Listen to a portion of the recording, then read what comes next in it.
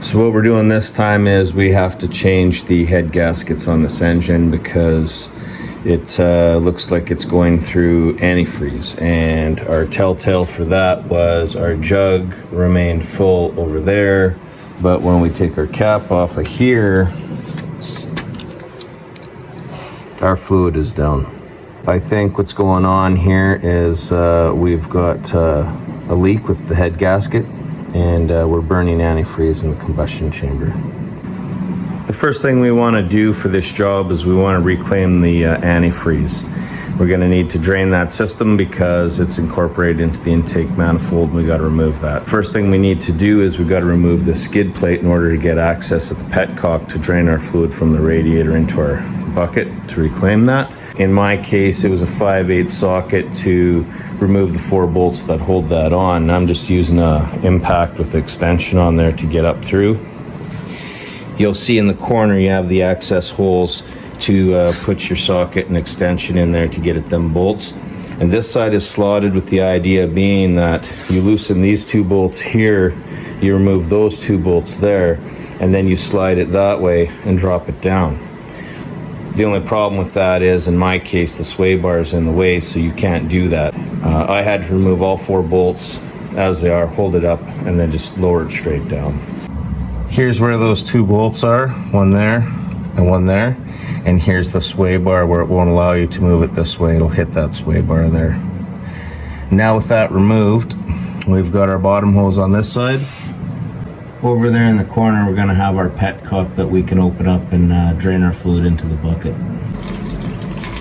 It would have been nice if the petcock had like a drain spout to hook a hose onto to direct that into the bucket.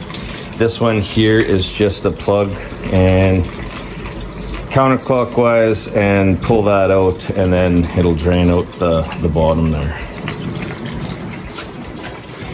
You might be able to help it out if you take the top cap off. It might flow a little more as well. And there you see with the cap removed, how it's draining a lot faster. Next, we're going to remove our air cleaner assembly here. This is going to be a 3/4 socket to remove that off the top there. Once you remove that, you only really need to remove as much as you want to get enough room. It's not a big deal, so I'm going to remove the whole thing. Over here, you've got some clips right there. So you just undo these clips, and then this thing will pull off of here too. And then we've got a hose to disconnect over here. With the top removed, I'm going to go one step further. Here's your air filter here. You take that out, and then you've got some bolts that hold it down to the bottom there. I'm going to remove the whole thing, just get as much room as I can to work with. To remove this bottom piece here, there's going to be these 3 bolts in the bottom. In my case, that's a 1/2 inch socket, takes those off. Remove those, and then you can pull that right out of there. Next, we want to remove the serpentine belt. So I just got a ratchet and socket, and that's going to be 15 mil in my case. And then you're just going to go pull on this clockwise, release the tension, and pull that belt off. We want to take off this fan here. So what I do is I drill a hole into the pulley here, and then you just use a punch or maybe even a screwdriver, something that you can put in there, and then it'll just go up against the idler here, and then that's just going to hold this. And then we want to get a wrench on that nut, and we just want to shock it loose counterclockwise, so then we can start spinning that off. I don't know what size it is. I've modified this wrench to fit. Just throw the wrench on there, give it a shock with your rubber hammer or your hand or something like that. Shock it loose. Now it's loose, and we can thread that off of there. With the fan removed here, we take a measurement. We're going to see that we're just a little larger than 1 3/8 to get that off of there. This is my modified wrench here, and you can see it's a little bigger than 1 3/8. It's likely metric, but I've modified this wrench to fit and get that off of there. If not, you could probably use something like an adjustable wrench. Large adjustable wrench might be able to get that off nice and easy. Then you don't need no special tools. You can see here too where the punch is going to rest up against here for when we want to tighten that. And I always use anti-seize on there just to make sure we're not going to have any trouble getting it on or taking it off. Next, we want to remove the alternator, and we've got a 9/16 that's going to fit on there, and it's going to fit on here. That'll remove that, and then we've got a 10 mil that's going to remove our wiring off the back of the alternator there. This bottom bolt's going to have a nut on the back, so we'll need a combo wrench to hold that while we take that bolt out of there. Once we got the alternator put in a situation where we can get at these bolts on the back for the wiring, we've got this one, and this one here. So those three are going to be a 10 mil, and then we've got these two here, and that's going to be a 7 mil. And you disconnect all that to get that wiring off the back of the alternator. Now we can remove the top rad hose, and with these clamps that I have here, this is where we can get access at that. That's going to be a 7/16 there, and another 7/16 over here. We want to remove the AC compressor here.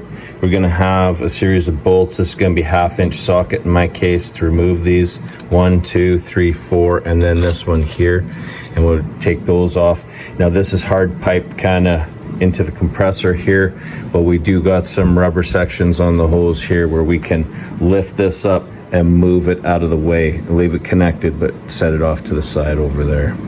Before we can remove this AC compressor out of the way here, we've got our throttle cable that's brought in between these two lines, so we got to get that out of there. So it comes from the firewall there, comes around, hooks up to our throttle body here. So it's just right there is where it clips on. And all you got to do, you see how that is? You just push it off that way, and you bring your throttle like that if you need to, and disconnect this. And then we have where it comes in here. You just got to lift this up, and it pops out of there.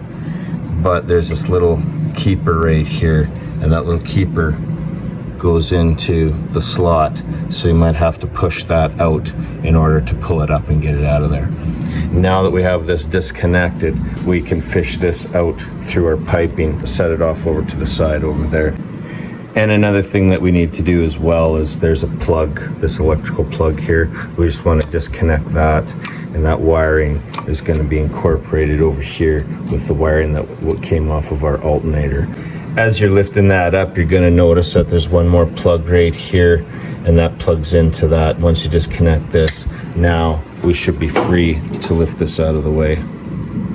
Now we'll get rid of this power steering pump here, and what you want to do is you want to put your tool in through the hole so that you can get at your bolt head right there. So there's going to be 3 of them. There's one there, there's one there you can see, and there'll be another one down below.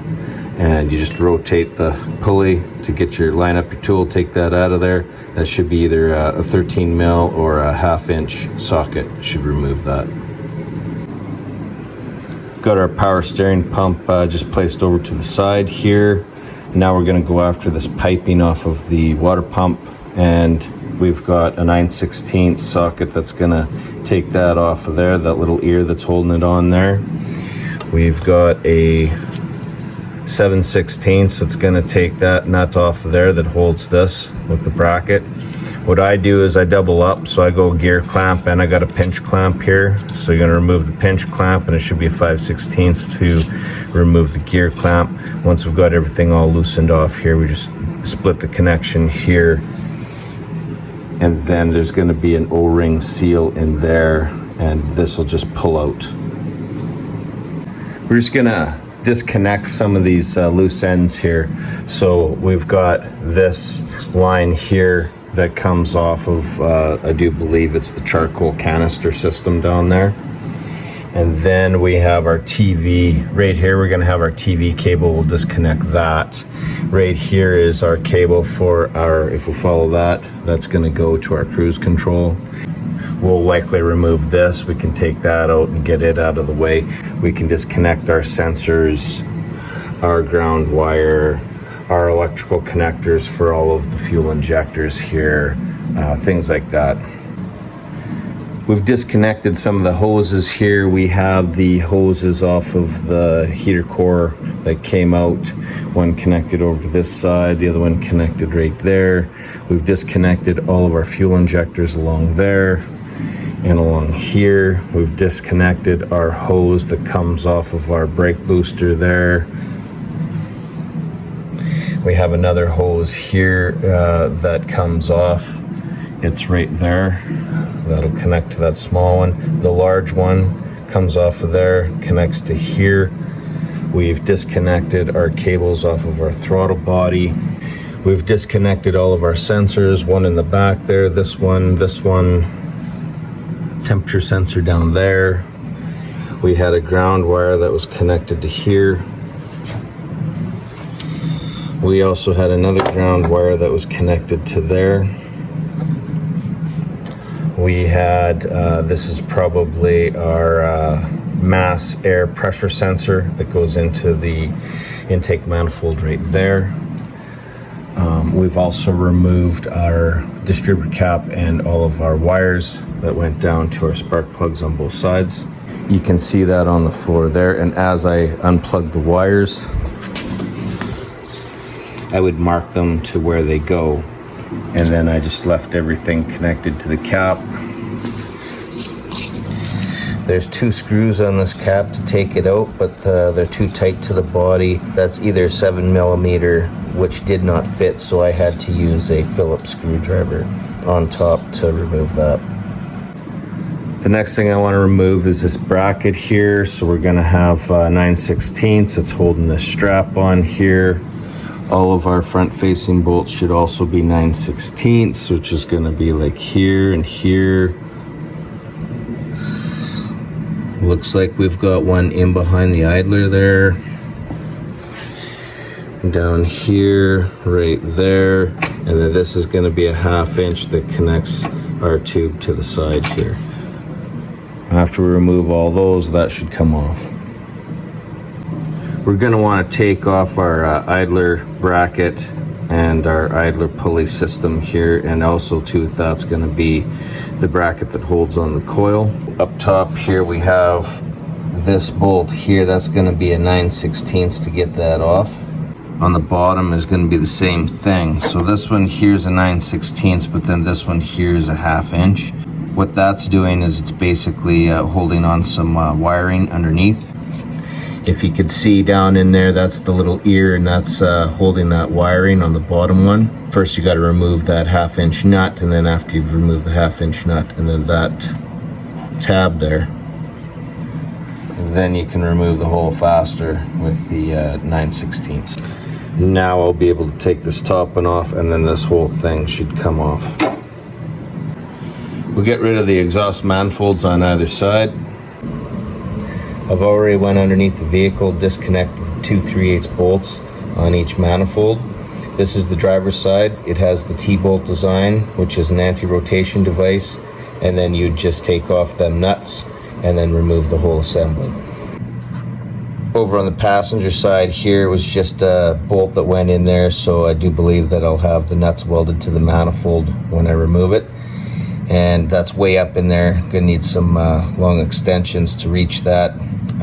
Just remove those bolts. It disconnects the piping to the exhaust manifold, and now we just have to remove the manifold from the engine. When we get in there on either side, that's just going to be a 1/2 inch socket or a combination wrench to crack those bolts loose and then remove them. Likely going to need a deep socket for the center ones that have that threaded portion sticking out.